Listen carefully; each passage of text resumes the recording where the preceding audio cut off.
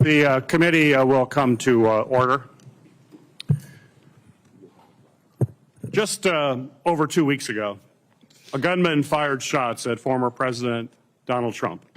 This assassination attempt wounded the former president and caused the death of Corey Competore, a husband, father of two, and former fire chief, who was attending the rally with his family. David Dutch and James Copenhaver were also attending the rally and were also injured in the attack. So let me be clear. This was an attack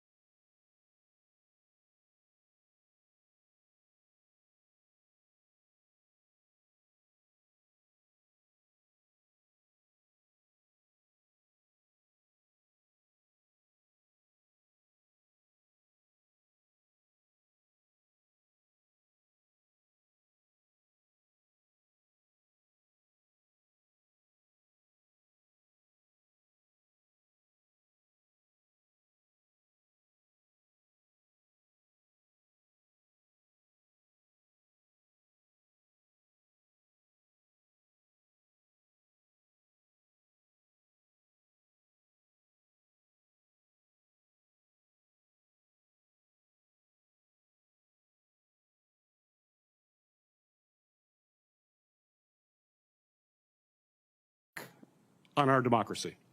Americans should be able to attend a political rally and express their political beliefs without fear of violence.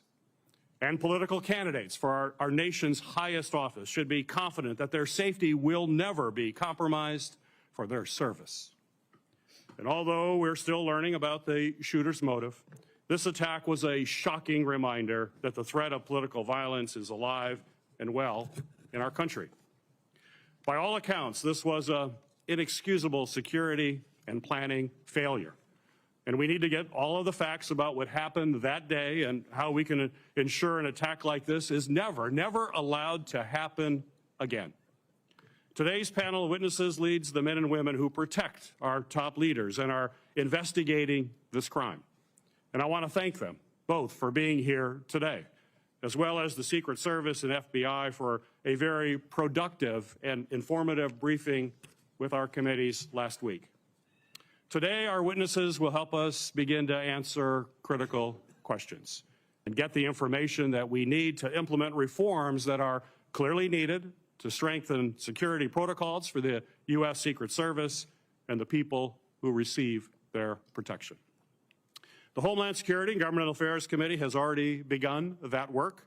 This discussion comes in the midst of a bipartisan investigation that Senator Paul and I have launched, in which we launch shortly to Pennsylvania to speak with local law enforcement officials, review critical information from security officials who were working alongside the Secret Service, and to see the site firsthand.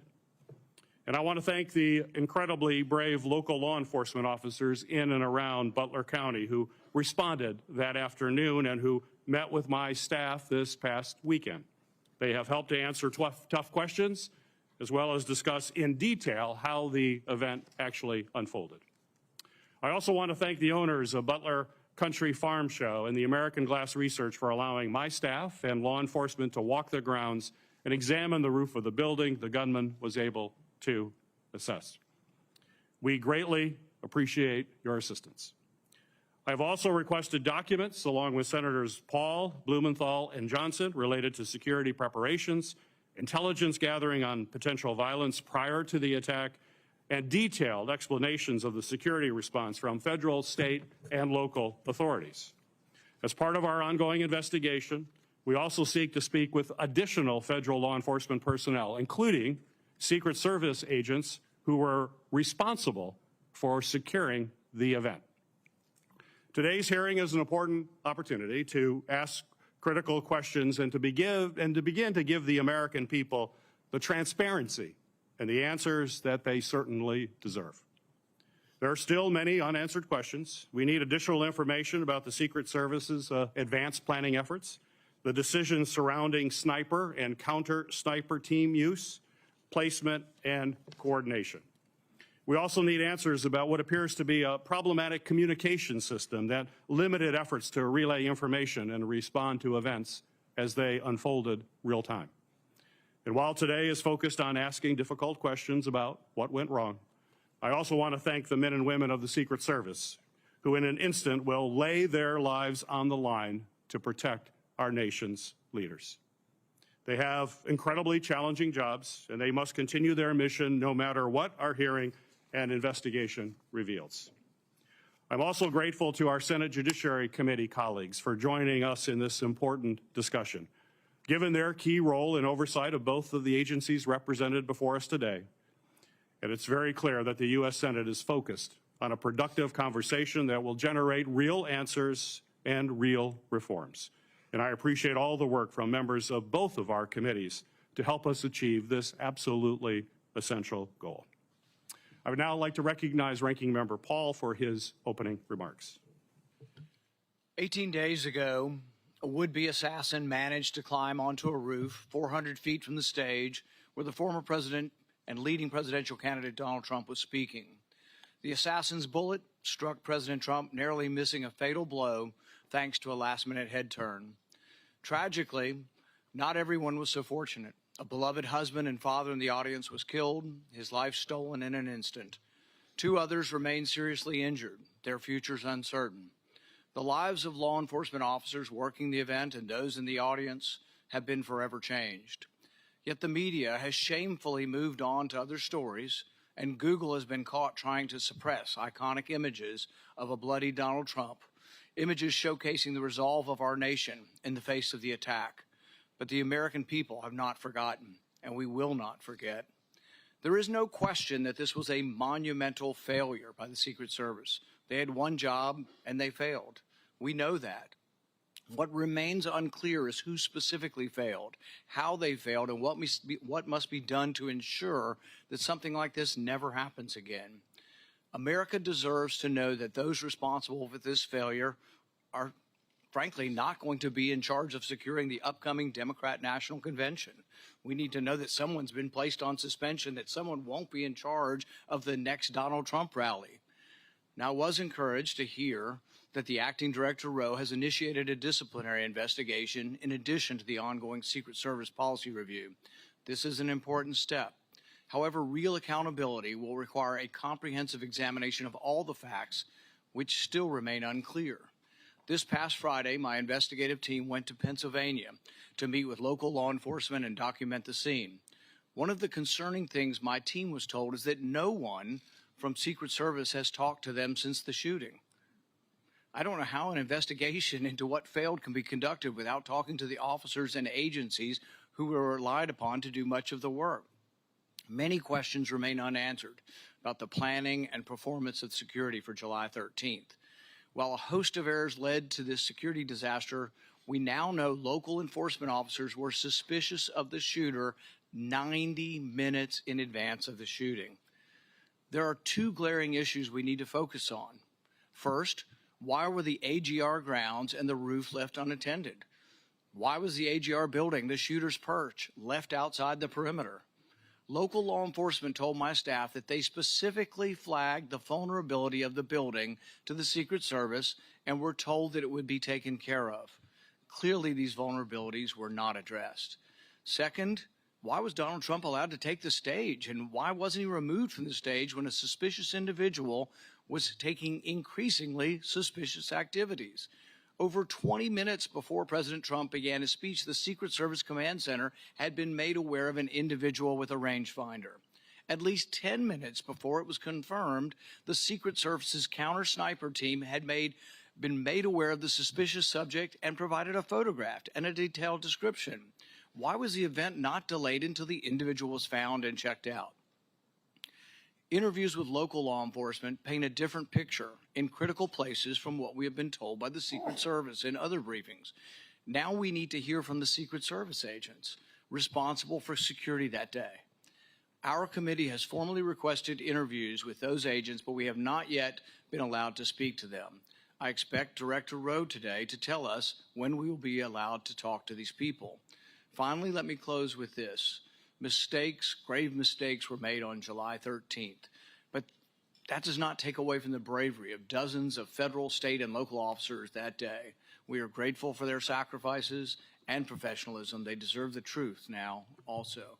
It is our duty and our utmost responsibility to ensure that we learn from this failure and hold those responsible accountable. I would now like to recognize Chairman Durbin of the Senate Judiciary Committee for his opening remarks. Thank you, Senator Peters. This is a rare joint meeting of the two committees, but we have matching jurisdiction, and I think it's the most efficient way to get to the truth. So thank you for letting us join you today.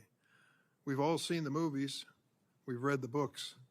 The international assassin with sophisticated technology, elaborate plans, well-honed skills, sets out to kill a leading political figure in the United States.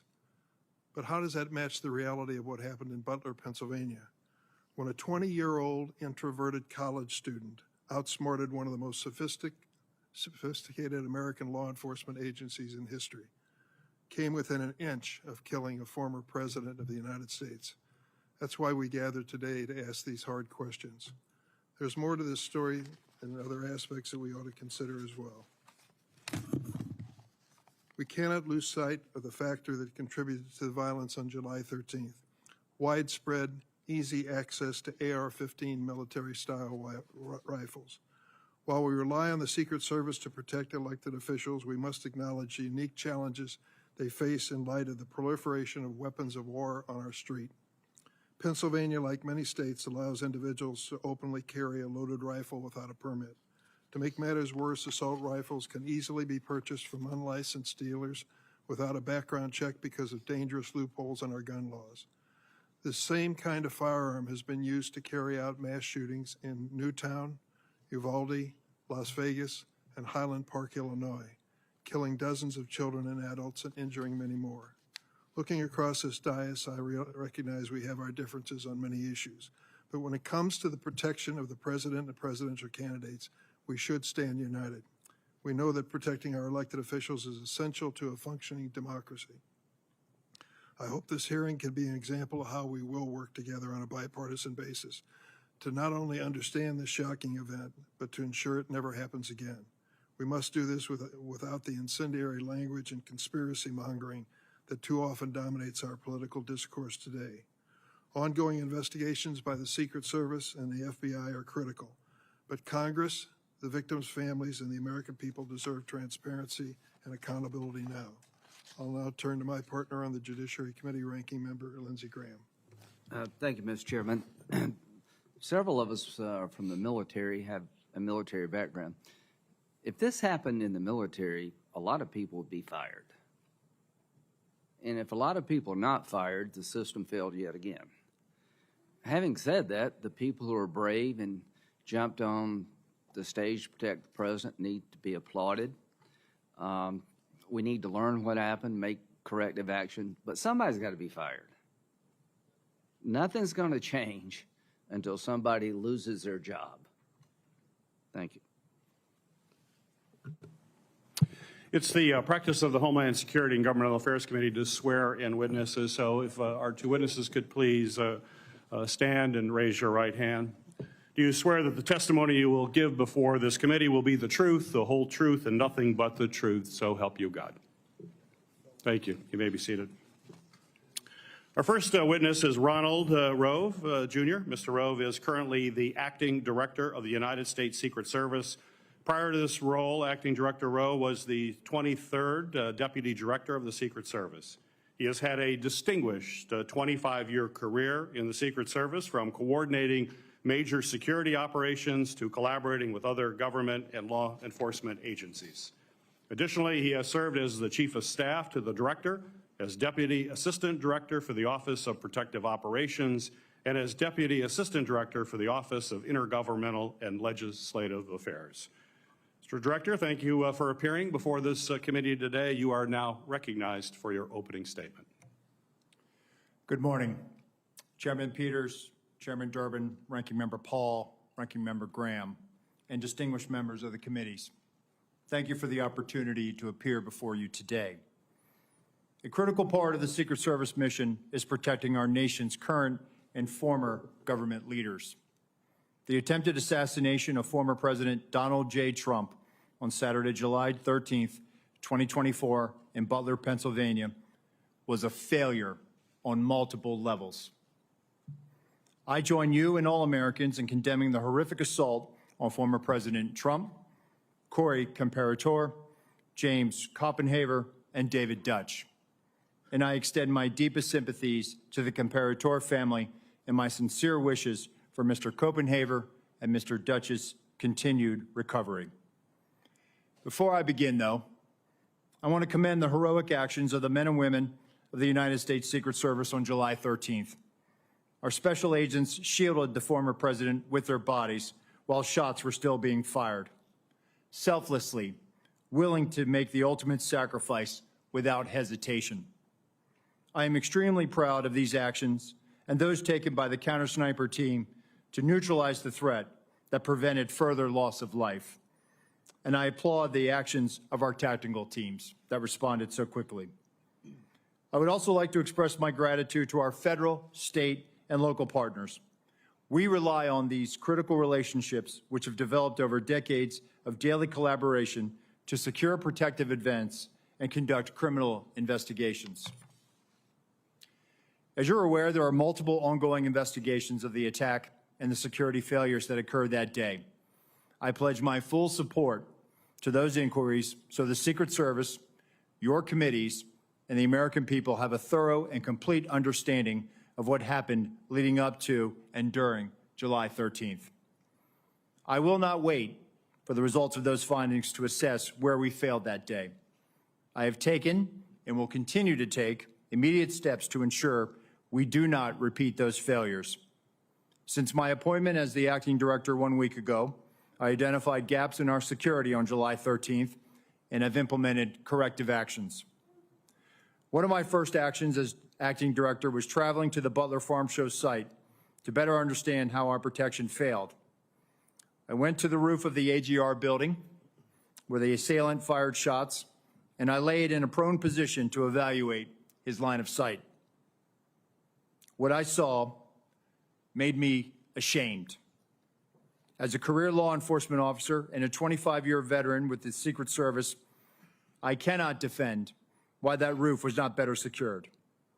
To prevent similar lapses from occurring in the future, I directed our personnel to ensure every event site security plan is thoroughly vetted by multiple experienced supervisors before it is implemented. It is clear to me that other protective enhancements could have strengthened our security at the Butler event. As such, I have directed the expanded use of unmanned aerial systems at protective sites to help detect threats on roofs and other elevated threats.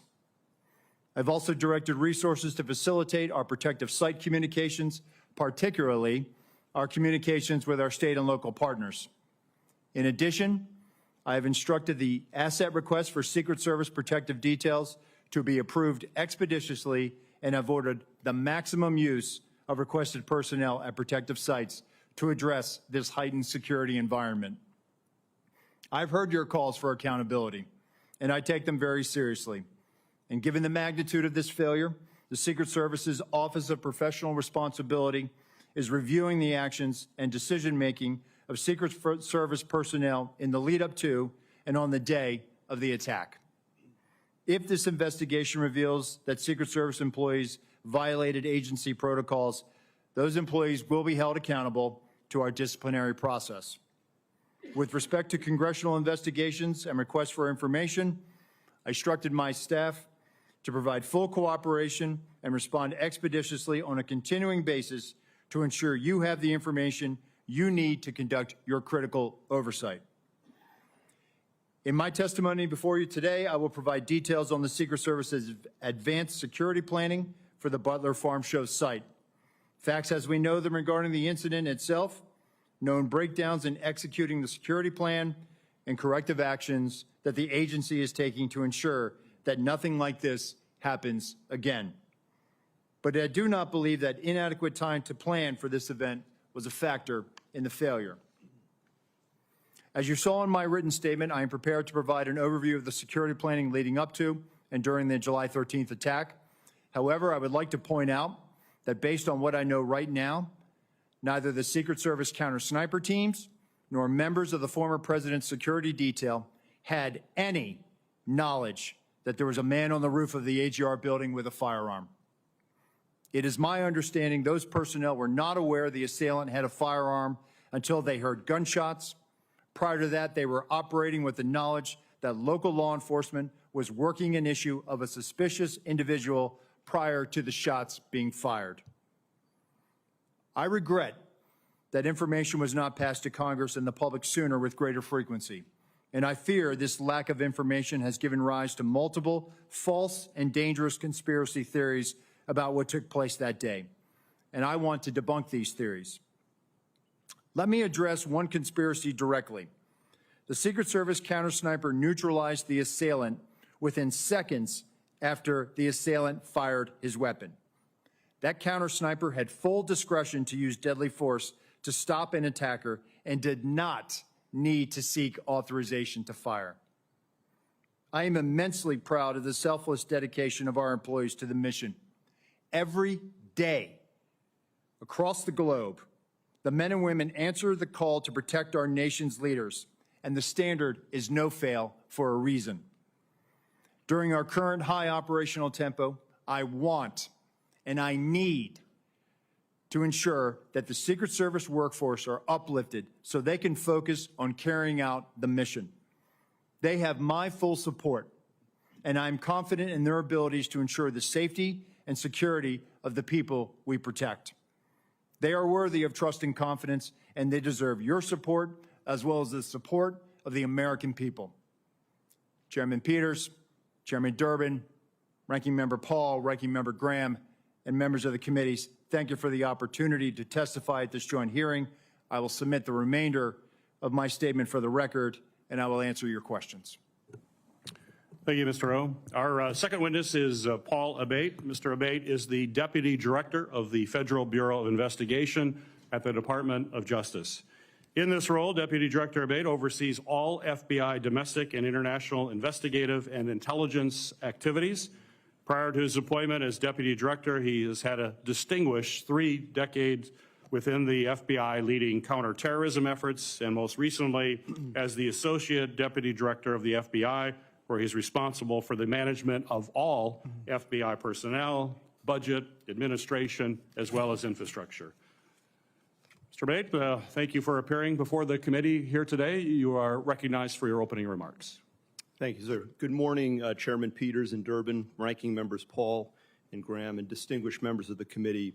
It is a privilege to appear before you today to discuss the FBI's investigation of the attempted assassination of former President Trump on July 13th in Butler, Pennsylvania.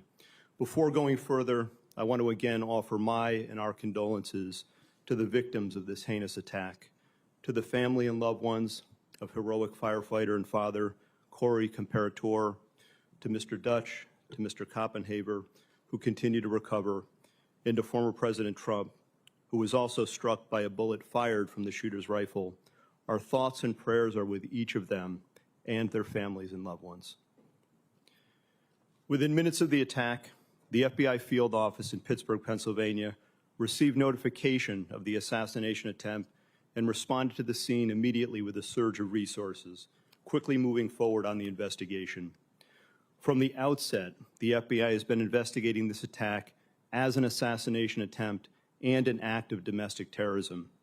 Our team continues to conduct a full, thorough, and objective investigation and will continue to follow all leads and avenues of investigation to logical conclusion, leaving no stone unturned. While it's not typical to provide details of an ongoing investigation, this, as we all know, is an extraordinarily tragic set of circumstances of the utmost national importance, making it essential to inform the American public and Congress what is known right now with full transparency. The investigation remains focused, of course, on determining motive, identifying any potential co-conspirators or others with knowledge of the attack, and building out a timeline of shooter Thomas Crook's actions in advance of and during the attack. Thus far, though absolutely nothing has been ruled out, the investigation has not identified a motive, nor any co-conspirators or others with advanced knowledge. To date, the FBI team has conducted more than 460 interviews, executed search warrants, including at the shooter's residence, and seized electronic media to include phones, laptops, hard drives, and thumb drives. Legal process has been issued to dozens of companies, and we've received more than 2,000 tips from the public. The full resources of the FBI have been brought to bear in furtherance of the investigation. Agents, analysts, professional staff, experts. I've personally visited the site of this horrific attack and seen firsthand the work of FBI Pittsburgh and our partners on the front line, and want to thank all involved for their ongoing and tireless efforts to get the answers that we need and to deliver justice. Specialized resources deployed included evidence response teams, victim services specialists, laboratory and operational technology division resources to process physical and digital evidence, a shooting reconstruction team. Additionally, our explosive experts have analyzed the 3 IEDs recovered, 2 from the shooter's vehicle, 1 from the family residence. And our behavioral analysis unit, importantly, is helping to build a profile of the shooter to include his mental state. Next, I want to provide a brief highlighted overview of the timeline that has been established to date through witness interviews and other information. Again, this is our understanding at present and is subject to change and further refinement as more facts are collected. On July 3rd, the rally in Butler, Pennsylvania was announced. On July 6th, the shooter registered to attend the rally and performed a search for, quote, how far was Oswald from Kennedy?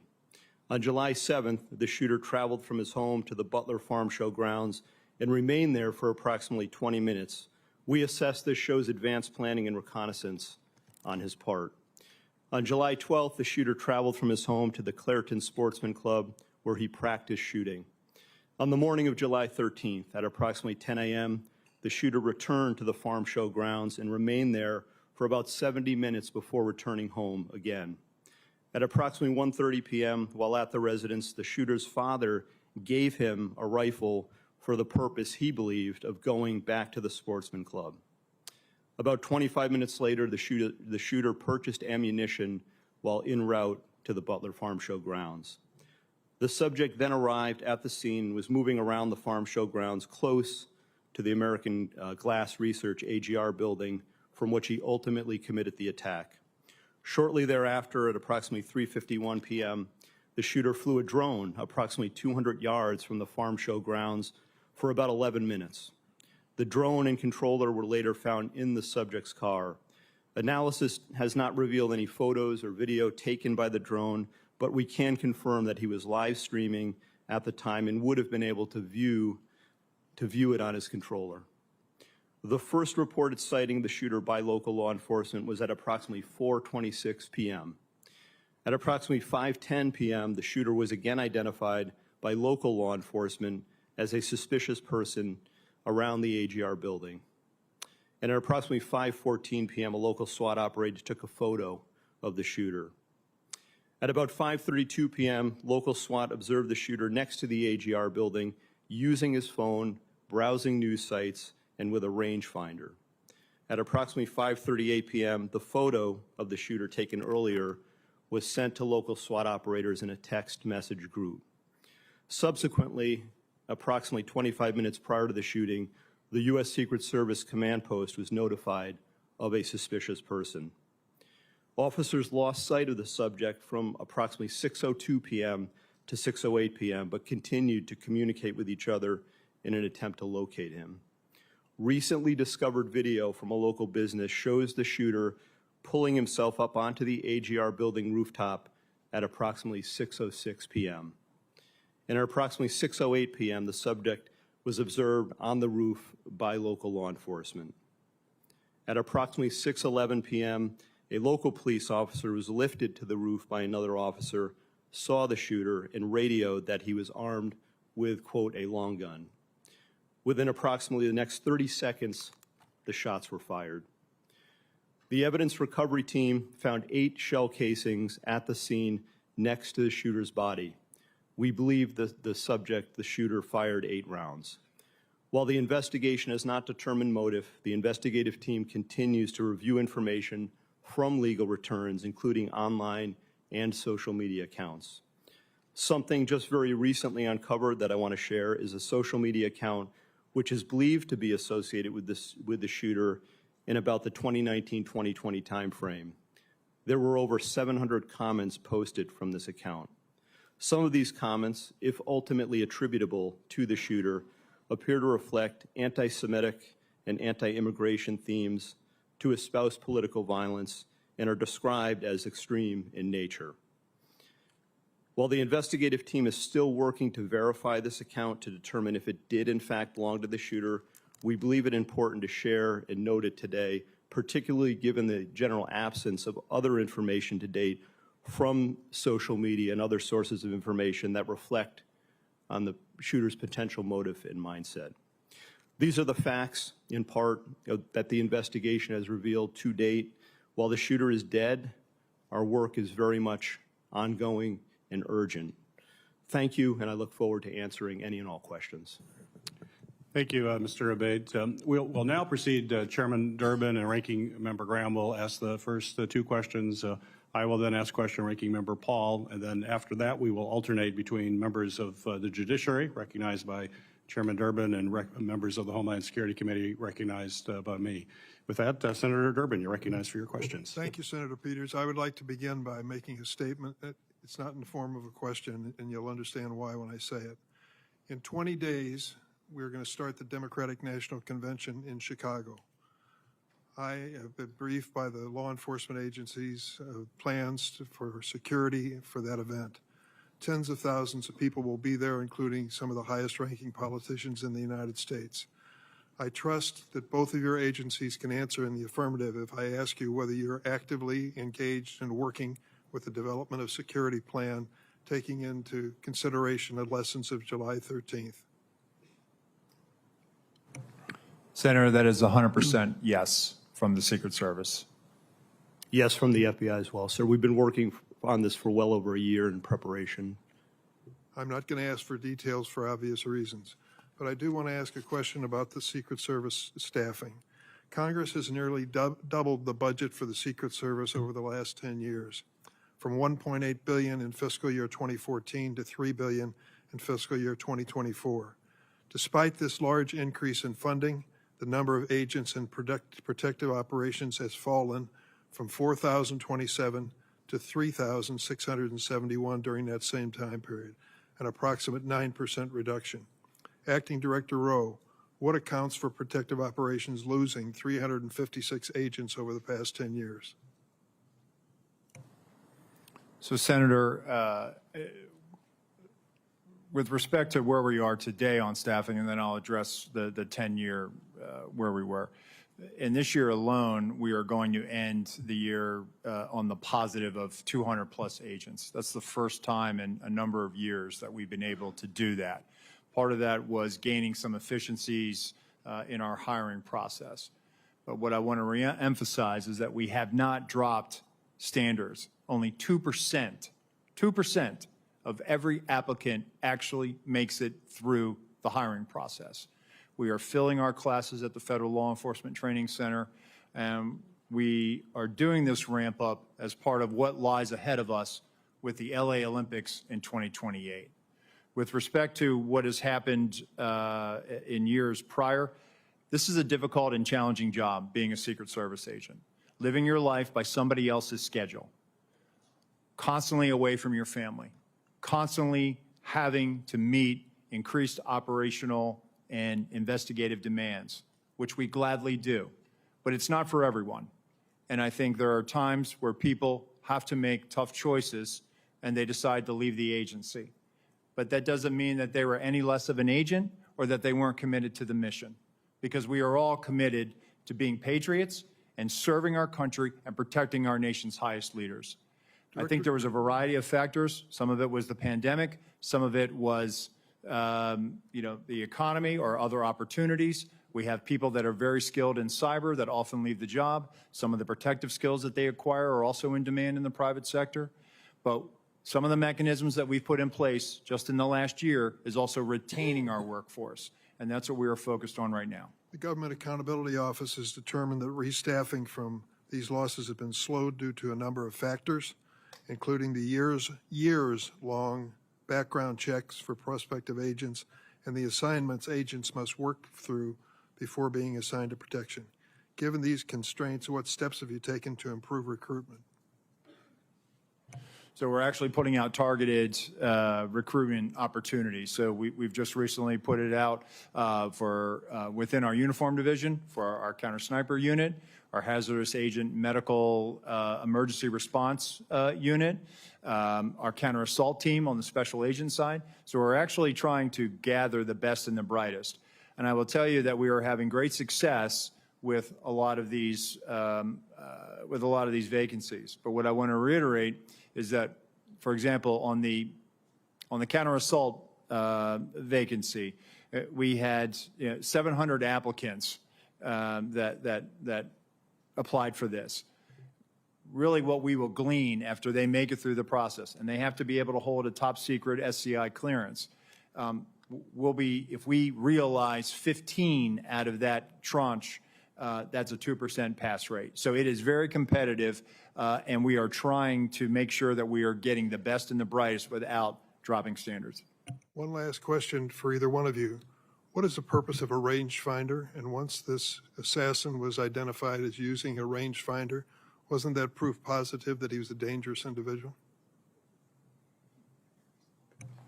So I'll say, Senator, that obviously somebody is trying to determine where they are in proximity to a location, a fixed location. I'll defer to my colleague here, but I believe it was a recreation or sports related. I thought I had read that it was a golf range finder. Nonetheless, it still would have provided him the ability to provide the distance that he was away from his intended target. Wasn't that enough? As far as raising suspicion, Yes, I think he was identified as being suspicious by local law enforcement. and nothing happened. Well, I know that local law enforcement was attempting to locate him. Thank you, Mr. Chairman. Thank you, Member Graham.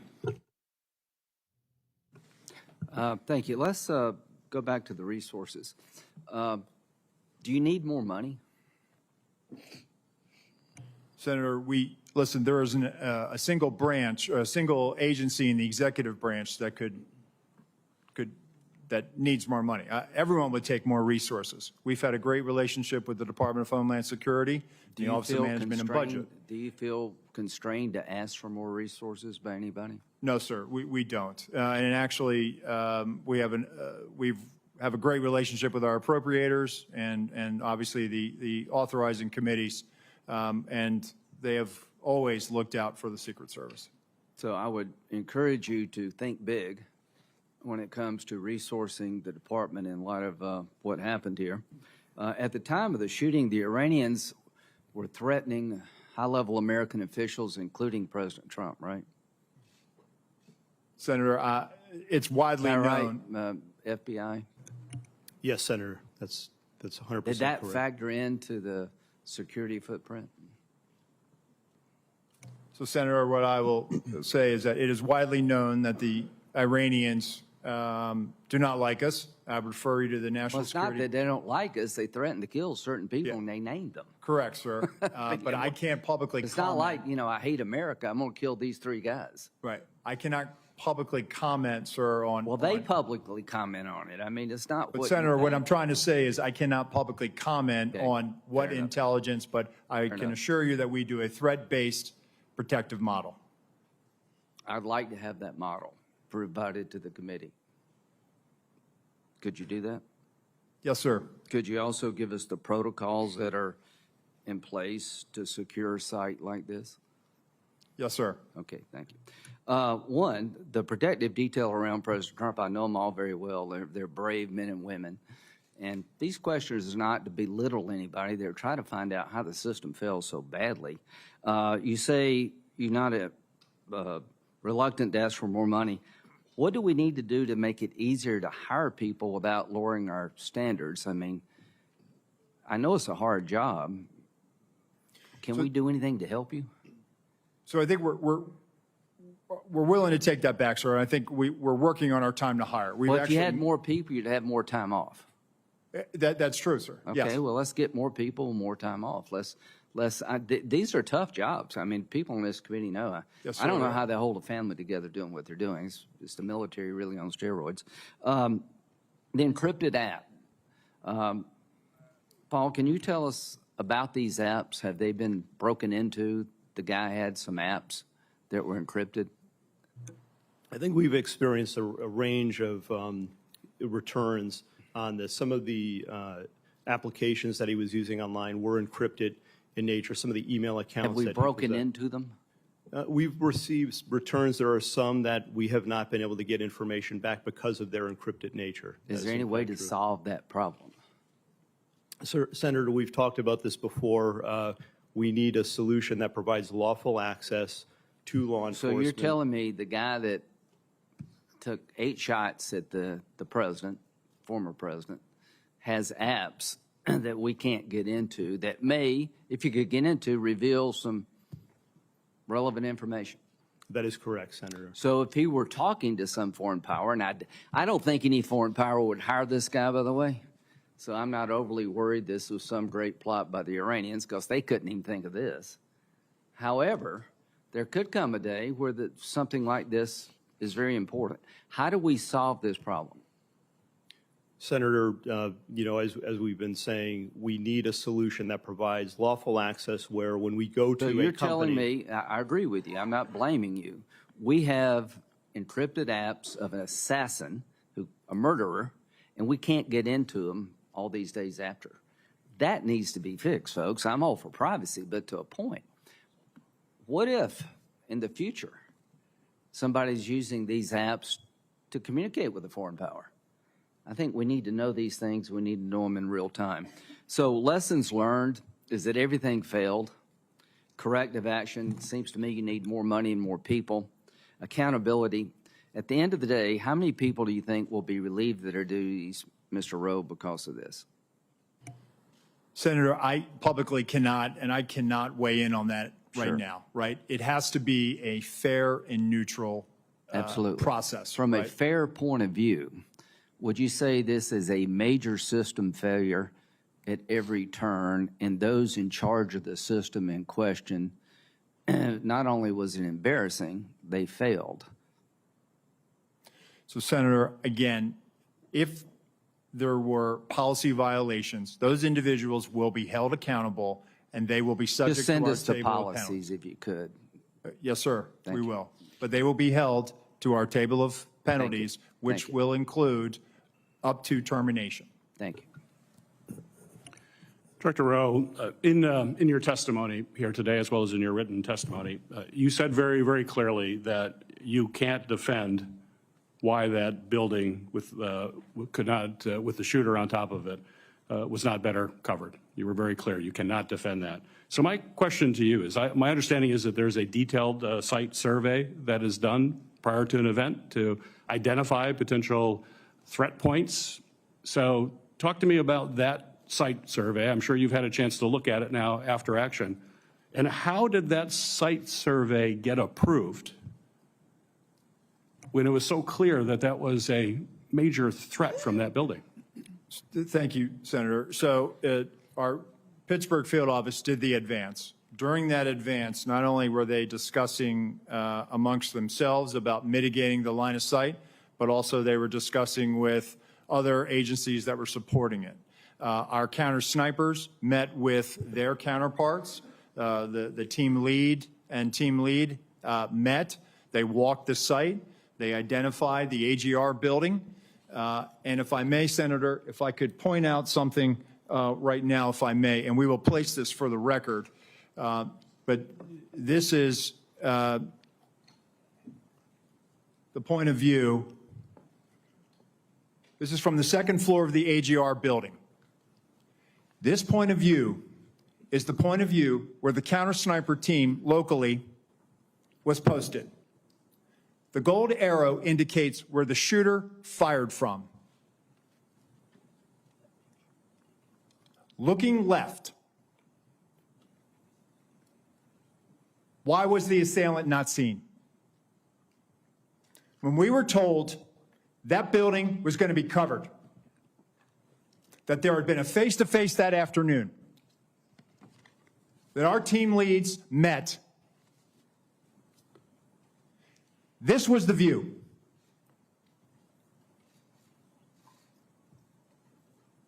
Let me show you another view, Senator. B.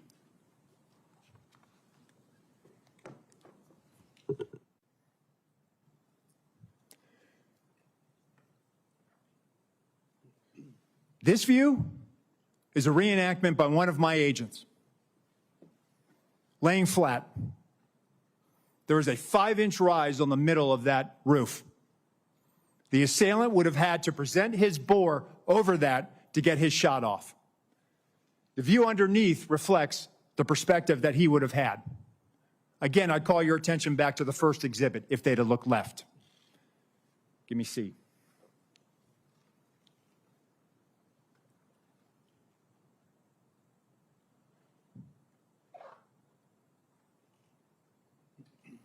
This is what our counter sniper team saw.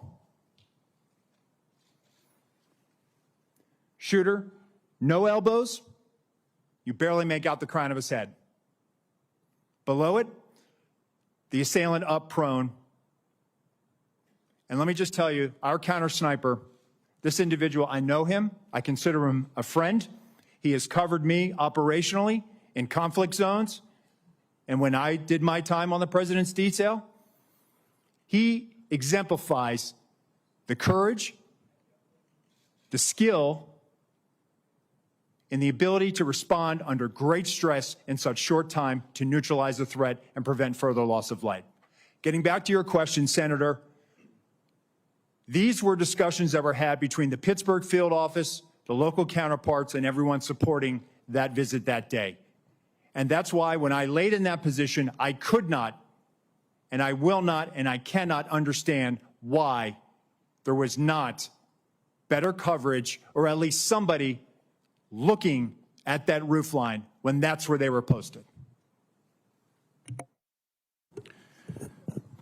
Director Rowe, the Secret Service, state and local law enforcement were on multiple communication channels, is my understanding, during that time.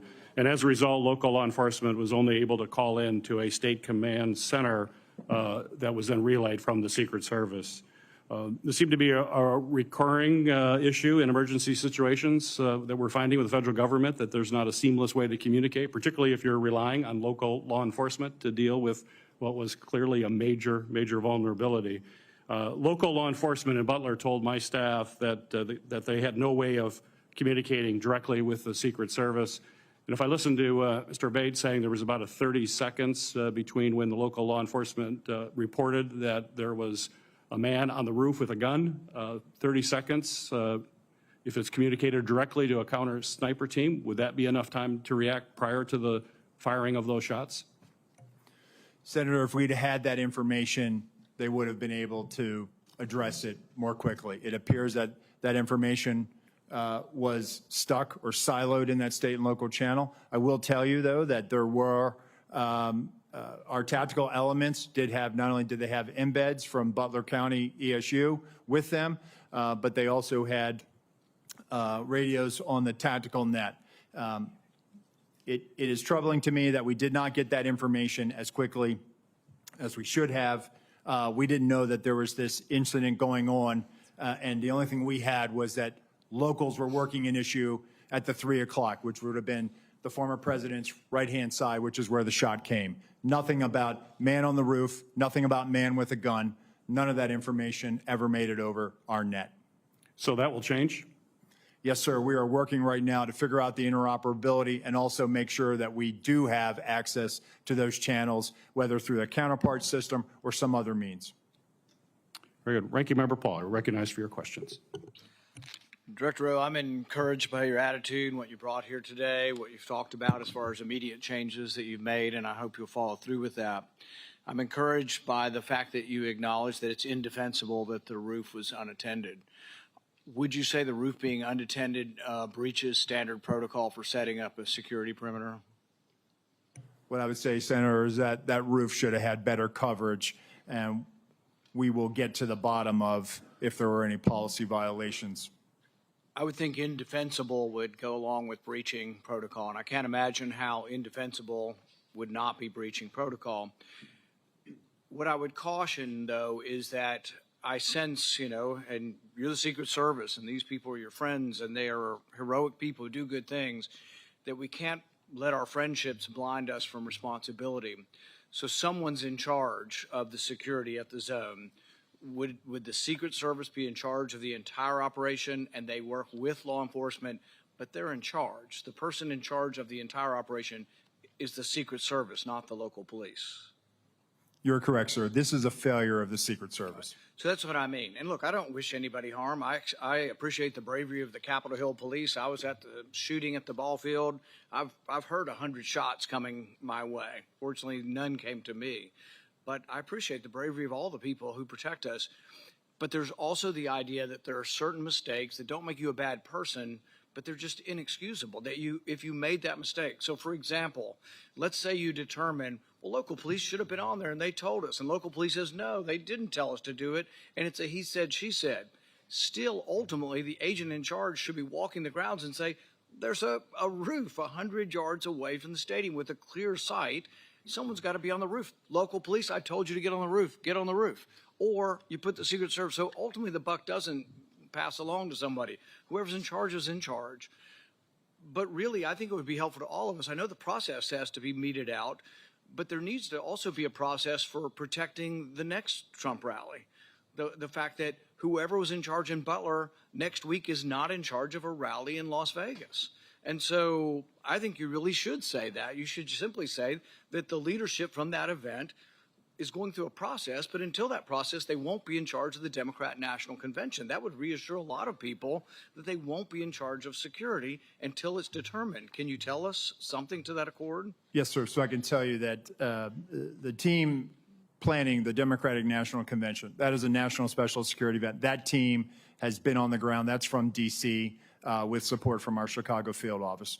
But I just want to reiterate that our Pittsburgh field office staff, they are wearing this harder than anybody right now in the Secret Service. Right. They feel completely demoralized. And what I'm trying to do is also let them know that, listen, they need to be focused on the mission at hand. I also have to walk a tightrope here and make sure that I am not tainting any future, discipline action. I understand, and I have great respect for all the officers, but ultimately someone had to be in charge, and someone made a terrible error, and it's an error of judgment. The big error is the roof. But another big error is we have 90 minutes of a suspicious person. Now, Senator Durbin mentioned the rangefinder. None of these are enough to shoot a suspicious person, but they certainly, you would think, would be enough to stop the proceedings. That's where I think you get to the second major management or judgment error of this. Now, Trump's done probably 100 rallies like this. How often at one of his rallies are there 90 minutes of looking at one person and at least a half a dozen pictures of that person? How often does that happen? And is it against protocol to let a proceeding go on when you've got a suspicious person, 90 minutes worth of people talking about this person, and we don't stop the proceeding? Does that defy protocol? So Senator, while there's 90 minutes in total from when he's first identified by local law enforcement, we have about a 30-minute window. But at no time is there anything ever communicated about weapon or harm. And I think that's where the threat. A weapon, you shoot people with a weapon. Sure. Without a weapon, we're talking about people you stop and say, he had a backpack, which was probably big enough to have the AR-15 in it. in all likelihood, the backpack has the weapon in it. So a guy with a big backpack would never get through the perimeter. So once again, a big mistake was not having the perimeter wide enough to prevent people from shooting outside the perimeter. But the thing is, he would have never gotten through the perimeter, right? His backpack would have been checked. But people with big backpacks are very suspicious. And I would think he's been seen 6 times. But you got 20 or 30 minutes of knowing about it. But the thing is, there's all kinds of chatter going on about this. And you would think the chatter going on with the local police is on a police radio, and a policeman with that radio is standing in the control tent, so you get that communication. So there's a huge and massive breakdown. But really my question is, how often has this happened at other rallies where there's a half a dozen pictures and 90 minutes of people talking about a suspicious person? I just can't imagine that it's real common. So, Senator, at rallies, there are people that come to the attention of law enforcement for a variety of reasons. You know, if they come to our attention for some other activity that might, you know, put it a little bit, hey, we probably need to go check that individual out. This happens, and that's why we attempt to locate them. That's why it's important for us to try to find them. And it's important to have the information. And so local law enforcement did their very level best to try to locate him. They did provide us the photos 30 minutes prior. It just, he evaded any detection by law enforcement. But once again, it's the overall person in charge. It's a terrible breakdown. It's a terrible management decision not to have stopped it. There was a chance to stop the proceeding. And the question is not whether there's enough information to take down an individual. It's a much lower standard to say, hey, we're going to wait until we get this individual. The roof and the 90 minutes of it, both, I think, are failure of your protocol. And I think when that's determined, the person who made these decisions can't be in a position of authority again. Senator Klobuchar. Thank you very much. Thank you to all of you for holding this hearing.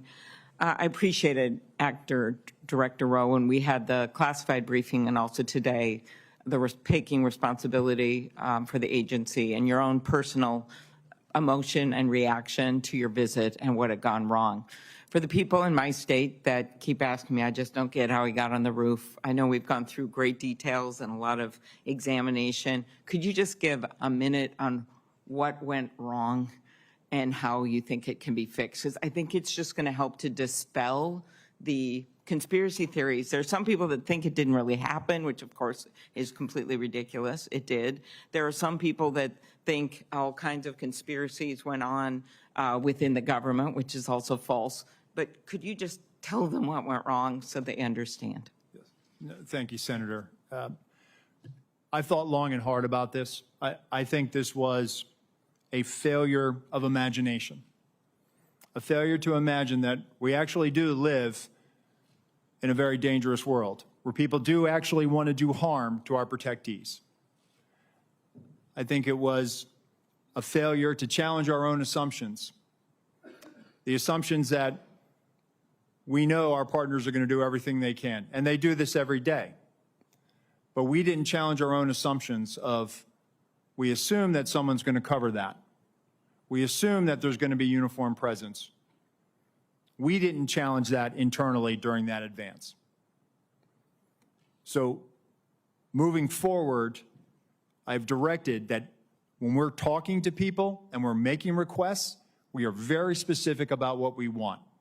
We are providing explicit instructions on exactly what our expectation is and what we need them to do and what we want them to do.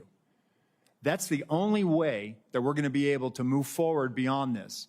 And let me just tell you that our state and local law enforcement partners are the best. So this belief that somehow they are less than federal law enforcement or they're less than the Secret Service, they're out there patrolling communities every day.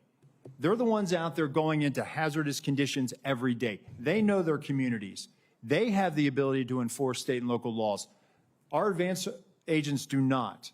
Right. We need them, and we need them to be partners with us, and I think we need to be very clear to them, and that may have contributed to this situation. Yeah, appreciate that. I have the same respect. Next, one of the things you mentioned to me was, and to all of us, was in this other briefing, was just the texting protocol. And I think a lot of us think about this in non-security settings, about how people are just texting all the time instead of talking, and how it takes our eyes off, in your case, the target. Could you talk about what might have gone wrong there and how you think things could change when there's the hope is that their eyes are constantly on the scene and on the potential targets and risks? Thank you, Senator. So, again, we need people focused on the problem or on their area of responsibility. It was great that there was a text chain, but that communication needs to go over the net. It needs to go over a radio channel so that everyone has situational awareness of it. The point I was making in the closed door briefing is that we have to get to a point now where we are using our radio systems to have that collective awareness of this. I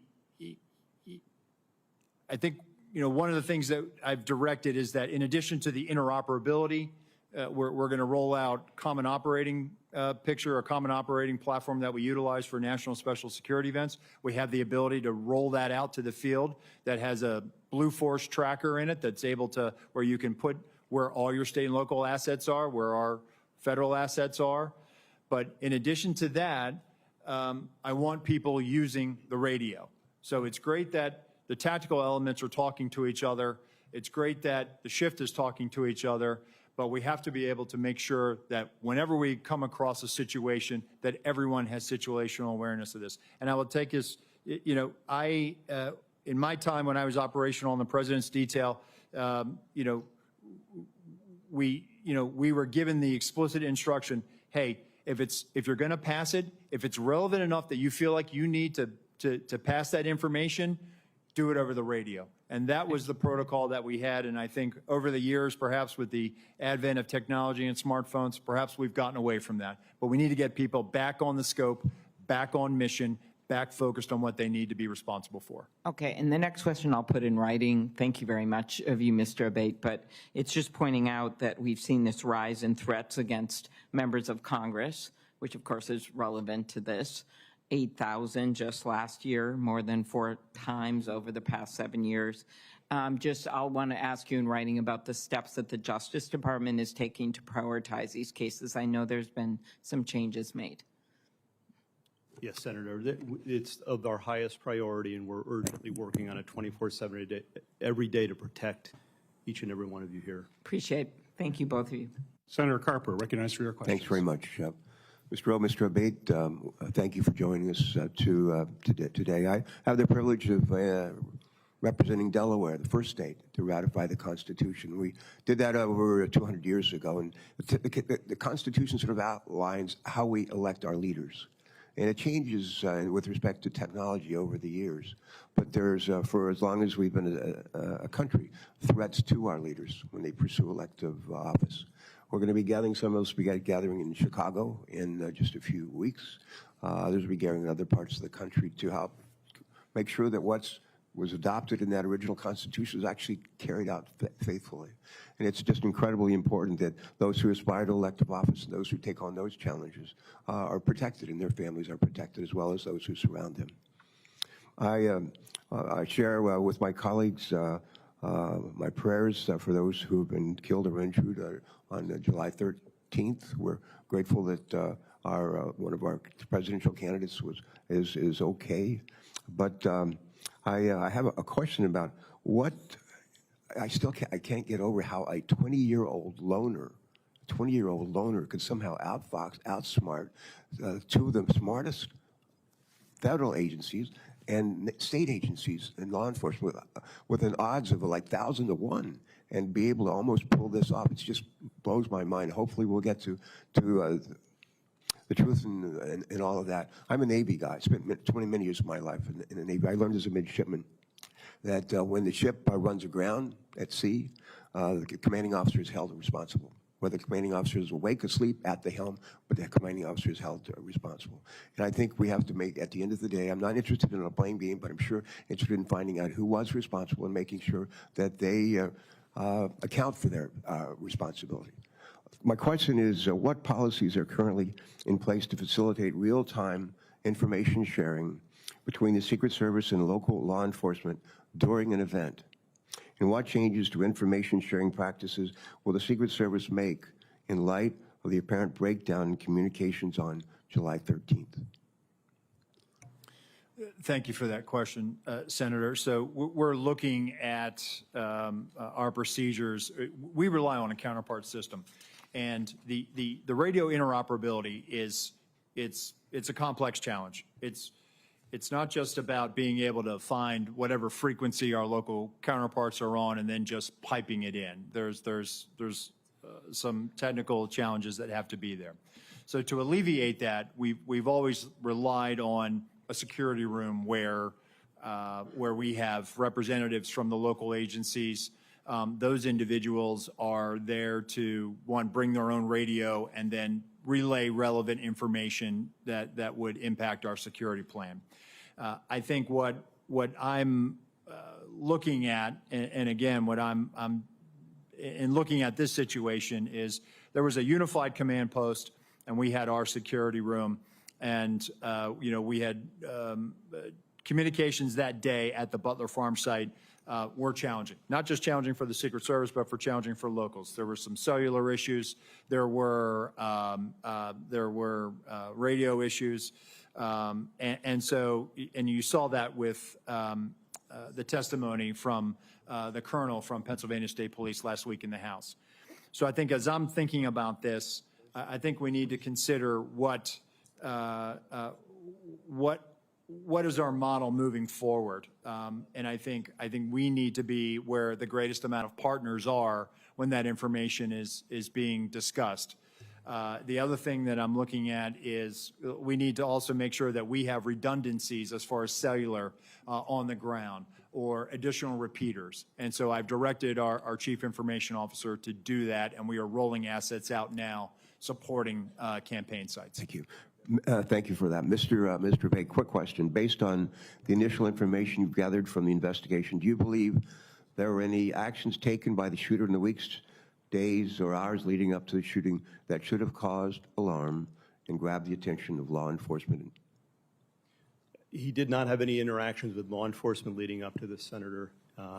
We haven't found anything yet that would have alerted law enforcement or FBI or Secret Service to his intention activities in advance of this event. I will note, however, to your prior question, that we do have a very strong relationship, an integrated relationship between FBI and Secret Service and every other federal, state, local agency you can imagine. We have constructs like the Joint Terrorism Task Forces and Violent Crime Task Forces where we're cross-embedded with each other. And when it comes to this event and others like it, we're always talking in advance. In fact, with respect to this event, we did have a meeting between U.S. Secret Service and FBI in the days leading up to the event to assess whether there was any information or intelligence pertaining to a threat against the rally or to former President Trump or anyone else there. There was an absence of that in the lead up specifically, and again, none of us had any information in our holdings with regard to the ultimate shooter. All right, thank you for that. Thanks very much, both of you. Next on the Senate Judiciary Committee is Senator Grassley. Yeah. Mr. Chairman, I'd like to introduce my oversight letters and investigative documents into the record. This is information I've already made public. Without objection. Okay, thank you. I'd also like to call my colleagues' attention to a legislation that Senator Cortez Matos and I've introduced would require Senate confirmation of the Director of the Secret Service. I think this is very important because no other agency has a no-fail mission.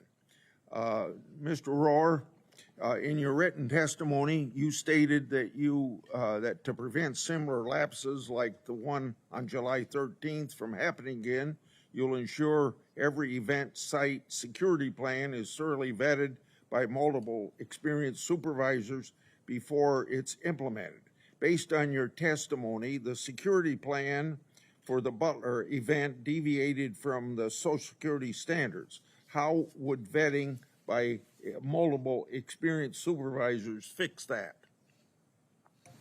So, Senator, I think having many eyes on a particular problem set helps. That way, you don't have tunnel vision. You just focus in on one thing. And so that's why I think it's important, not only at the field office level, but also at the detail level. And part of what we had started doing with the former president's detail is having them send out site agents, having them send out supervisors. And I think having that collaboration and having additional eyes to examine the problem will make sure that we're not missing anything. And I think I want that surety for myself. I think you've answered my question. Yes, Let me sir. go on. Also to you, in your written testimony, you stated that you, quote, regret that information wasn't passed to Congress and the public sooner and with greater frequency. What's your communication plan going forward to ensure that the American people in Congress are fully informed? So, Senator, we just started a rolling production that is bicameral. So we made our first rolling production last week. We made one yesterday. We will continue to do that. And my view is that sunshine is the best disinfectant, and we intend to provide information to Congress as it carries out its oversight function. Okay, also to you, I made public documents that show Secret Service deployed a counter unmanned aerial system operator on July the 13th. According to the Secret Service, the drone system was supposed to be operational at 3 p.m. that day. However, we've been told by Secret Service that because of cellular bandwidth problems, it wasn't operational until about 5:20 of that day. If the system was operational, Secret Service would have had the ability to detect the shooter and his own drone use. Why is the Secret Service dependent upon local cellular network? Does the Secret Service have a backup plan in place? Yes, thank you, Senator. And that is something that I briefed in the closed door, and again, something that has cost me a lot of sleep because of the eventual outcome of the assailant. That what if we had geolocated him because that counter-UAS platform had been up? It is something that I have struggled with to understand, and I have no explanation for it. Okay. It is something that I feel as though we could have perhaps found him. We could have maybe stopped him. Maybe on that particular day, he would have decided this isn't the day to do it because law enforcement just found me flying my drone. People fly drones all the time on the peripheries of our sites. And we go out and we talk to them and we ascertain what their intentions are. On this day in particular, because of the connectivity challenge, as you noted, there was a delay and he flew his drone at 3:51 approximately. So moving forward, we are leveraging resources from the Department of Homeland Security and others to make sure that we have dedicated connectivity so that we're not reliant on public domain, so that we can ensure that whatever assets we have in place, those assets are operational. And that is my commitment to you, that we are going to make sure we're going to do that, and that is something we are moving out on. Thank you, and I hope that you'll answer some of my other questions in writing. Senator Johnson, recognized for your questions. Thank you, Mr. Chairman. Acting Director Rowe, in our secure briefing last week, I made the point that if you don't want conspiracy theories to spread, you need to provide information. You know, I appreciate these photos today. These things could have been released literally within days, and a whole lot more information as well. So Congress needs to provide oversight. We don't have certain investigatory tools like you have, but what we can do is do interviews. So, Acting Director Rowe, did you receive our letter from July 25th requesting interviews with 13 individuals of the Secret Service? We are in receipt of that letter, Senator. And I don't Deputy Director Abate, have you seen that letter as well? Do you know who we're requesting interviews with? Senator, I have not seen Okay. the letter. Do you know whether those individuals submitted to interviews with the FBI, Acting Director Rowe? We're in the process. Those employees are being interviewed if they have not already been interviewed, sir. Are those interviews being transcribed? The FBI interviews, sir? Yes. Well, we have 302s on those. Yes, Senator, we will. Okay, when will Congress get those 302s? When will we get those transcriptions of those interviews? Senator, I'll take that back and we'll get those to you as soon as possible. So Acting Director Rowe, when will those individuals be made available for Congress, for this committee to interview them? Senator, we'll make them available. How soon? Because memories are short. They can be influenced by events. We need these transcribed interviews as soon as possible. We will get that done, sir. Does the Secret Service use encrypted communications at events? On our radio nets, we do, sir. Are those memorialized? Are those saved? The radio traffic from Butler, we did not have recordings. Do you normally? Not on the road outside of D.C. or outside of a presidential or vice presidential stop. So communications between Secret Service agents will not be available like we've gotten the communications from local law enforcement. I'm sorry, Senator. So we're not going to be able to get those communications. You didn't save them, No, sir. which is very unfortunate.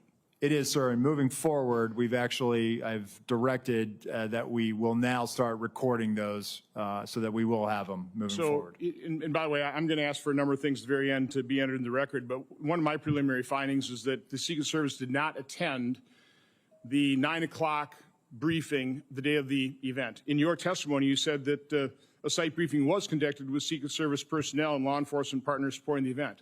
Those both can't be true.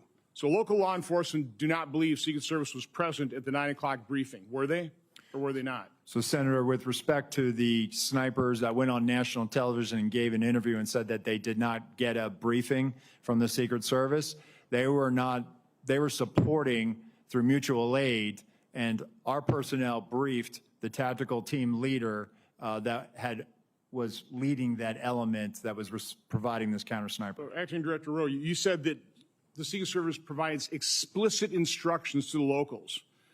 Were explicit instructions provided to cover the roof of the AGR building and locals just not follow it, or were those explicit instructions not provided? It's my understanding what was communicated is that the locals had a plan and that they had been there before. So an awful lot of the chatter on social media has to do with is there partisanship in the Secret Service, providing coverage for some individuals and none for others, about Secret Service coverage or additional coverage enhancements being denied. Was there ever requested additional coverage for Mar-a-Lago? Senator, we have provided additional resources to the Mar-a-Lago residents. Was coverage asked for and denied ever? I'll have to research that, Senator, but I'm happy to tell you we have made significant investments since the former president has left office. Over $4 million of technology, resources, and alarms. Documents will Yes, come sir. out eventually to make the point one way or the other. This is an important piece of information that Congress needs to have. Senator, we'll make those available to you, the there's- investments we've made. There's a report today by Susan Crabtree of Real Clear Politics saying that you denied sniper coverage outside of driving distance to D.C. Is that true? That is a false statement, sir. Well, that is incorrect. That is incorrect. Okay, I mean, that's the kind of information you need to refute with documentation. Deputy Director Abate, you said this was an assassination attempt and domestic terrorism. It's obviously assassination attempt. Why make the distinction? What is different about that? We think it's important to cover all the possibilities here and the reality of what we're dealing with and what we've all seen, Senator. And we've learned lessons from the past. The tragic shooting at the baseball field was referenced here. We've learned the lesson from that. That was not opened properly, and we've made changes in the Bureau, and it's reflected here in terms of how this investigation is being approached with a completely open mind and inclusive of all the possibilities, including domestic terrorism. I fear that makes the investigation potentially partisan. Mr. Chairman, I would like to request that my July 14th letter to Attorney General Garland, Mayorkas, and Ray be entered in the record. It asks for all kinds of information, documentation, asks a lot of questions. My preliminary findings of July 21st and July 23rd, including timelines, a bunch of questions as well, be entered in the record. And then our updated timeline dated today. This goes not only by minute, by second, and we will continue to update this timeline as more information becomes public. This is the way you do investigation. We need to find out literally second by second what happens. So the American public understands the truth. Without objection, so ordered. Senator Butler. Thank you, Mr. Chairman. Thank you to both of our chairman and ranking members for holding this incredibly important hearing critically for the American people to understand the safety and security that is being provided to our national leaders. Thank you both for being here and for, again, answering the hard questions. This is a time of, I think, heightened attention, deservedly so, not only for our national leaders, but for the teacher who decides that they're going to go and participate in their democracy, or the firefighter who wants to hear the voice and vision of the potential next leader of this country. My thoughts and prayers really are with those Pennsylvania families who have lost loved ones or have been critically injured. As I offer my questions today, it would be in service to those, to preventing future incidents. But in the one question of looking backward to the event, on the 13th, Director Abate, can you just talk a little bit about how did Mr. Crooks, how was he able to get an AR-15 onto the roof of that building? Does your investigation illuminate anything that we have learned to help to make that point more clear? We don't have definitive evidence yet as to how he got the rifle up there. Based on everything that's been collected thus far, photos, video, eyewitness accounts, we do believe he likely had it in the backpack. Broken down in the backpack? We're still assessing that. Our laboratory has looked at the rifle itself and measured that against the backpack itself. And if placed in this backpack, it would extend outside. It would have been visible. We don't have anyone who observed him with the backpack with a rifle, a barrel, or other part of it sticking out of the backpack. But the rifle would not have fit fully into this backpack to be concealed and whole.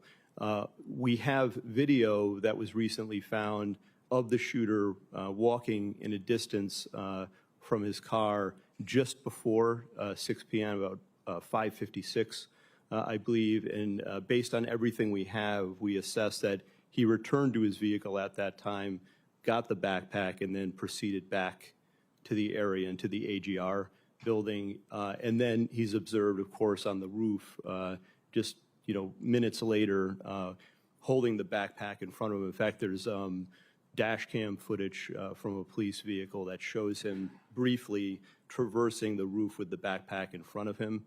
And then it's just minutes after that that he's actually seen by the officer who I described with the rifle on the roof.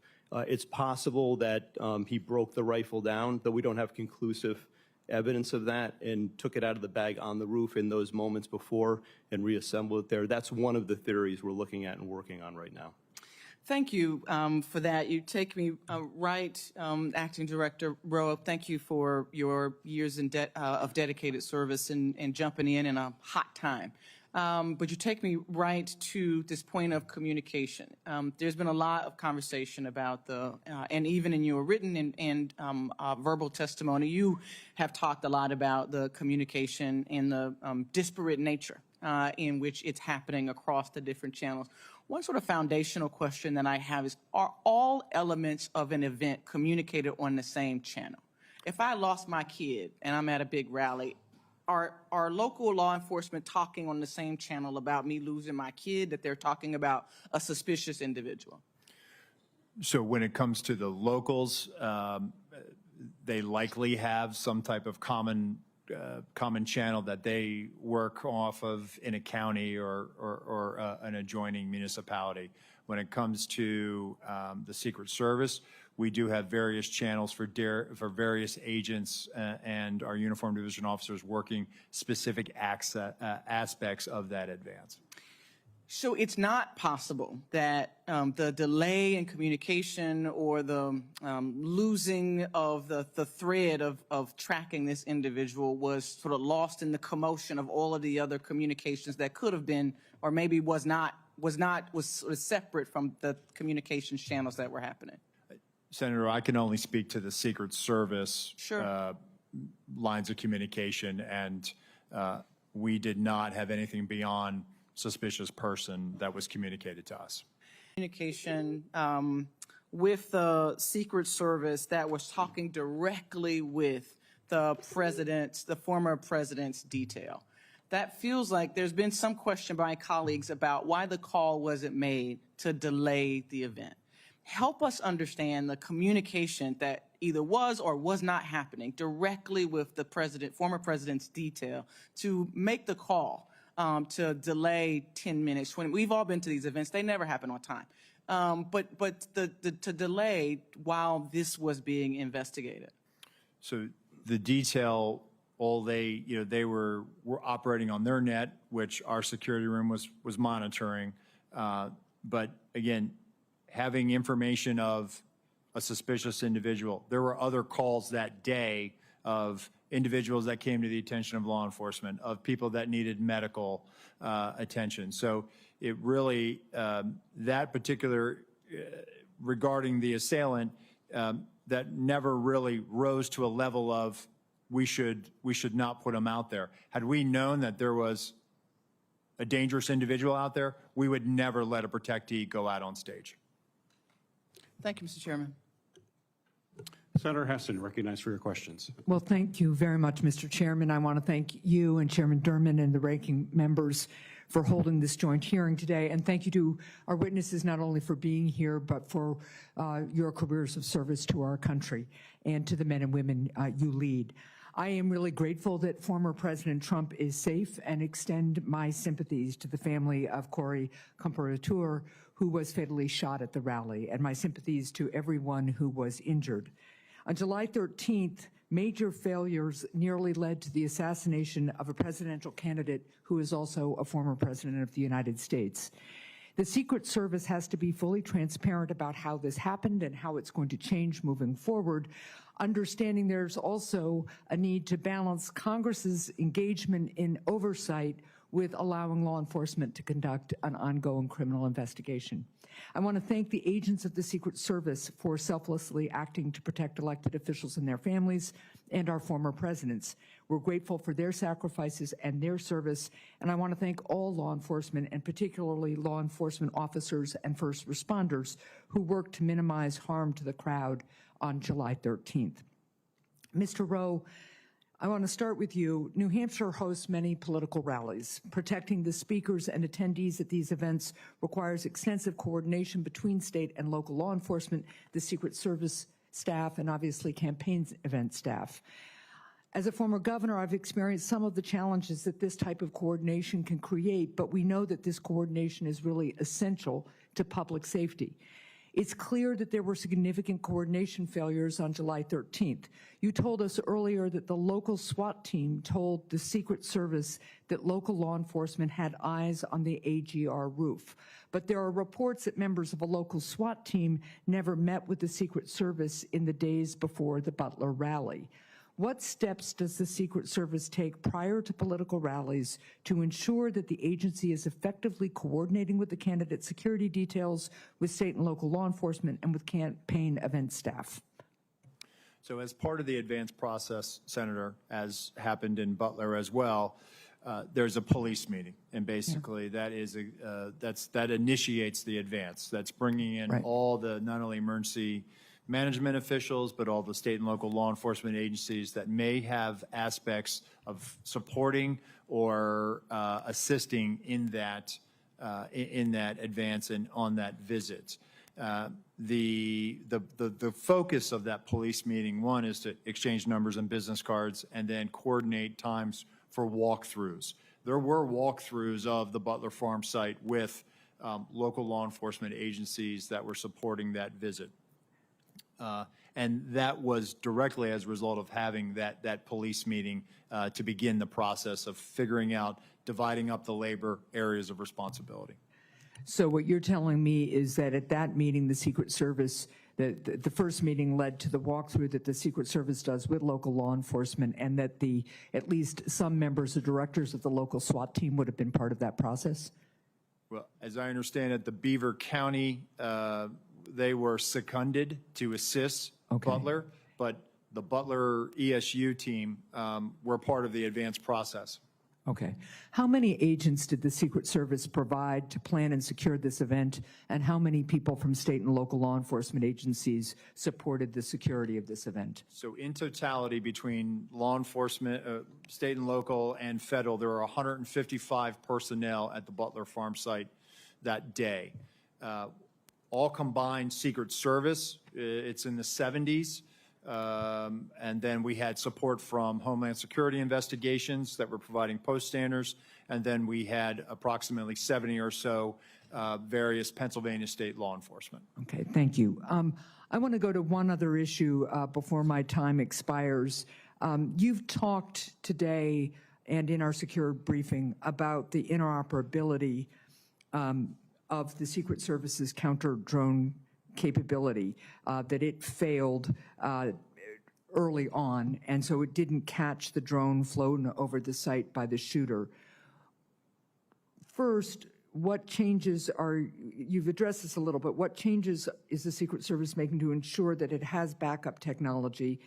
But also, what efforts did the Secret Service undertake to coordinate with other law enforcement regarding anti-drone capability at the rally site? We're working to determine that right now, Senator. We're getting the redundancies in place. Counter-UAS authority, it is a little complex. State and locals don't necessarily have this ability to do that. It does require coordination with the FAA because it does, it could impact commercial travel. Okay, thank you. And Mr. Chair, I'm just going to follow up, and I think one of the things that you're hearing from a lot of folks, but I'm not sure we're really clear on yet, is how is it that somebody who clearly is arousing concern from law enforcement isn't identified as suspicious, and how is it that that information doesn't get to the president, the former president's detail? So I'll follow up in writing. Thank you. Senator Cornyn. Thank you, Mr. Chairman. Director Rowe, can you explain why the shooter's drone worked? Because there was no counter-UAS present, sir. Well, you had a drone system, but you had bandwidth problems. The bandwidth apparently was adequate for the shooter's drone, but not for the Secret Service. Can you explain that? I have no explanation for it, sir. We also know that in the military context, electronic warfare or jamming capabilities are commonly used on the battlefield. Does the Secret Service have jamming capabilities or drones? We have drones, sir, and when it comes to, I have to be very careful about how I answer this one in an open forum. What I can tell you is that we have technical security measures, sir, to address, I think, what you're asking me. Well, the question is, can you take down a suspicious drone? Because this can be used not only for surveillance by the shooter, which obviously it was here, but also drones can be weaponized and be used as a threat to the president, or in this case, the President Trump. Do you have the capacity to stop a weaponized drone? What I will tell you, sir, is that we have technical security measures that we utilize at permanently protected sites. We also have the ability in a limited fashion at temporary sites. What I can tell you is that on this day, the counter-UAS system had technical difficulties and did not go operational until after 5 o'clock. So in this case, the shooter had a rifle, but somebody who wanted to kill a president for a former president or a candidate for president would not need a rifle. They could use a drone, correct? It is a potential threat vector. So this individual was identified as a suspicious person. Can you explain to us when a suspicious person becomes identified as a threat? Well, I think it's also when a weapon or some other dangerous item is then presented. A rangefinder would not render someone a threat as opposed to somebody who was under suspicion? I think the rangefinder is what initially brought him to the attention of local law enforcement. And why would the president be allowed to take to the stage while a suspicious person had been identified and before the Secret Service or local law enforcement were able to investigate the circumstances? So at that time, Senator, suspicion had not risen to the level of threat or imminent harm. Well, you didn't, ultimately, that suspicious person did become a threat. Do you think if the president had been asked not to take the stage and during the time it took to investigate, to eliminate that suspicion, that wouldn't that have been the appropriate way to deal with it? Senator, it certainly is one way to do it. This is a challenge for law enforcement in general, is that being able to, you identify somebody that comes to your attention and you're trying to determine what are their intentions. This is a challenge for law enforcement. The individual came to the attention for suspicion. He's on the outer perimeter adjacent to the secured site. Law enforcement is circulating for him. But again, without additional information, at that point, we're not rising to the level yet where perhaps we should pull him off or delay him. And I'm just suggesting that maybe, just maybe, President Trump's appearance should have been delayed while that suspicion could be adequately investigated. But I've always thought of the Secret Service as the best of the best when it comes to their willingness to put themselves in harm's way to protect the life of their person they are detailed to. And I think you described the very rigorous process by which people are screened. And I think you mentioned the 2% standard. People who are interested in serving, only a very small fraction of those individuals are actually accepted in the Secret Service because of the high standards that your agency has. But explain to me why the Secret Service, being an elite law enforcement agency, would delegate to local law enforcement or others who did not meet that same 2% standard. In other words, isn't that something that Secret Service should have covered as opposed to delegating it to local law enforcement? So, Senator, again, this is where I went back to earlier when I said it was a failure to challenge our assumptions. We assumed that the state and locals had it. By no means do I want to diminish the commitment, and I'm sure you agree. State and local law enforcement do their jobs every day and protect the communities that you represent. No doubt about it. So I think what we made an assumption that there was going to be uniformed presence out there, that there would be sufficient eyes to cover that there was going to be counter sniper teams in the AGR building, and I can assure you that we're not going to make that mistake again. Moving forward, I've directed our Office of Protective Operations that when our counter snipers are up, their counter snipers are up, and they're on the roof as well. And we do this all the time with our colleagues in the New York City Police Department when we cover the United Nations General Assembly, and so that is our TTP moving forward. Director Rowe, I would just submit to you that those assumptions can be lethal.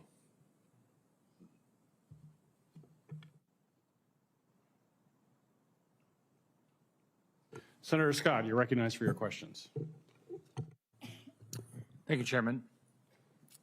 Let me just follow up with what Senator Cornyn has asked. Do you know who makes the drone that the Secret Service uses?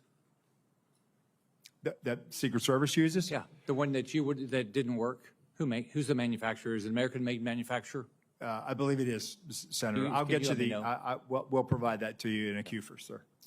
So we talked about this the other day. There's not, in our, very few times in history do our presidents get shot at. So you know that this is something that the American public is very interested in.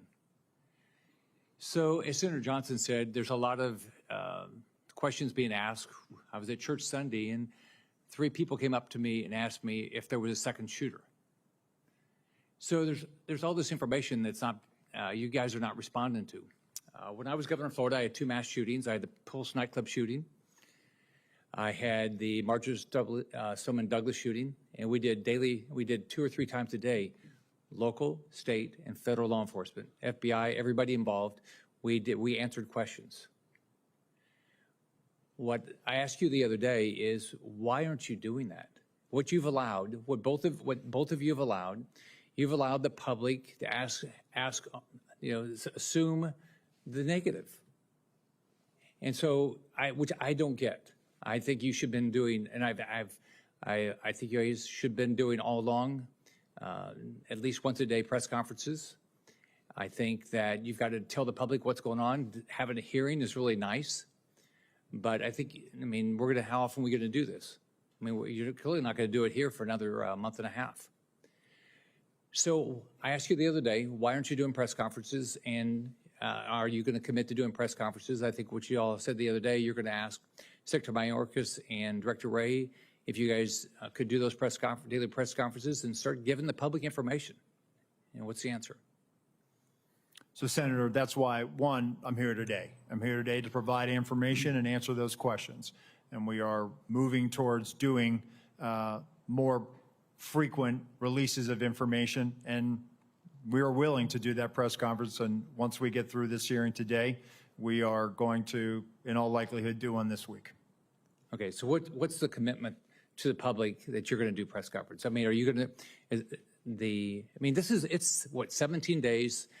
The information, we are sitting 17 days into this, and I'm getting asked questions that I can't believe are true, but the public believes it's true. So what you all are doing is you're ruining your reputation, impact the integrity of the federal government. It makes no sense to me. So are you going to commit to, are you going to do it once a month? Both and the FBI, the same thing, not just you. What did Director Rowe say? Did he say you couldn't do it? Senator, if I may jump in here. First, thank you all for your guidance in this regard. And in fact, we haven't done something every day, no doubt about that. But we're focused from the FBI side on the investigation in part as we laid out here today. We actually, based on your guidance, we did a media engagement, not a stand-up type press conference just yesterday, and laid out in full everything that I've shared here, and even beyond that, just in the interest of time. But we are, because of the intense interest in this and the implications and the national importance, we've literally provided everything through media and through journalists and here, all of the information that we have derived from the investigation thus far. We remain committed to do that in full, answering any and all questions and sharing any and all information we obtain. Do you guys realize the value of going in front of the press and answering all their questions? You realize that if you don't do it that way, everything gets filtered. You get to put out all the information, and you should be providing. You should be every day say, this is what we know now. This is like Senator Johnson put together a timeline. You should have put together a timeline. You should immediately put out, this is what we know right now, and this is what we don't know. Like you've said, you don't know how the gun got up there, right? You've said it, but why have? That should have been out all along. Say, we're looking at it. It doesn't make any sense. We've done this. We've done this. We've done this. If you do, I just don't get it. Why what you're doing? You're ruining. I've said this about the FBI. The people that work at the FBI, people who work at Secret Service, they're great people. You're a black hole. You lose the support of the American public because people don't believe you're being direct with them. So I completely disagree with your approach. I just want to finish. I've got like everybody else. I said I did a letter July 18th. I haven't gotten any answers yet. I want to put it into the record, and I'd love to get the answers to this because this is what the public is asking for. They want more information. They want to know what happened, who's going to be held accountable, and how we're going to make sure this never happens again. Thank you. Without objection, it'll be entered in the record.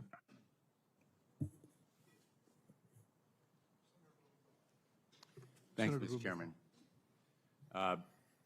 Thank you for being here to both of you, and more important, thank you for your professional dedication, your personal bravery, and your devotion to the ideals of law enforcement. I know for both of you this moment is a painful one, and Acting Director Rowe. I've heard you speak in a private setting very emotionally and passionately about the need to take responsibility and take action that will assure accountability. And I know that you share a commitment, along with Director Abate, to full public disclosure to the maximum extent possible. We can make speeches at you, and I've made one myself in that private setting about the need for broader, fuller disclosure to the public, not just in press conferences, but in the course of your investigation about what you know and feel you can disclose without compromising your investigation. Let me ask you, last week, Senator Peters and Paul, along with Senator Johnson and myself, sent requests to both of your agencies to produce documents. We've only received a handful so far. Can you commit to when we can expect those documents? We will get them to you as quickly as we can, Senator. And Well, can we expect them this week? we will work to meet that deadline, sir. And when can we expect all the communications, the text messages that agents have sent to each other? Eventually, all of it is going to come out, as you know. When can we expect all of those documents? We will gather them up and get them to you, Senator. You, I think, took the position as to the local law enforcement responsible for the shooter on the roof, the snipers that were in place, that it was their job to take him out.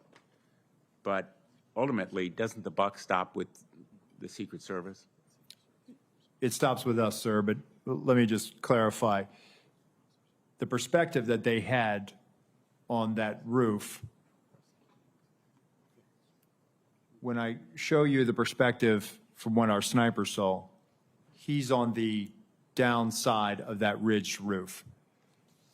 Their perspective from the AGR building, looking out, their area of responsibility, looking left, they should have been able to see. You can see in that photo in Exhibit A, which we will make part of the record and turn over to the committee.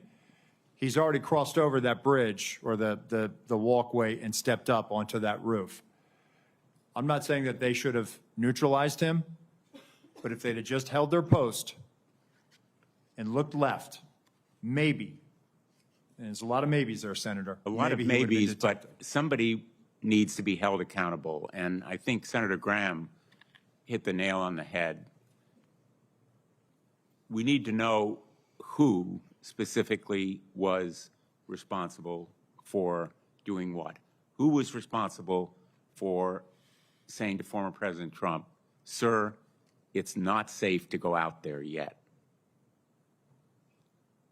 Who was responsible for making sure that those local law enforcement were doing their job? Who was responsible for tracking down that suspicious person who fit the profile, 10 to 25 years old, young male? The FBI has warned us about it year after year after year. Director Rowe has come before us and said the threat is from domestic extremism.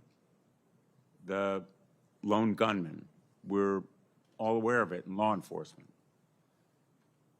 So I think we need individual accountability here, and people need to be held responsible, in fact, lose their jobs, if necessary, to send a message that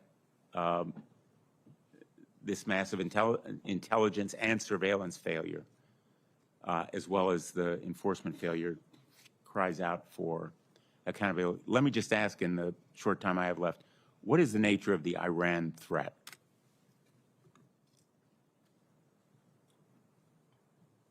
I'm sorry, Senator, could you repeat the question? What is the nature of the Iran threat, the threat to former President Trump that has been mentioned?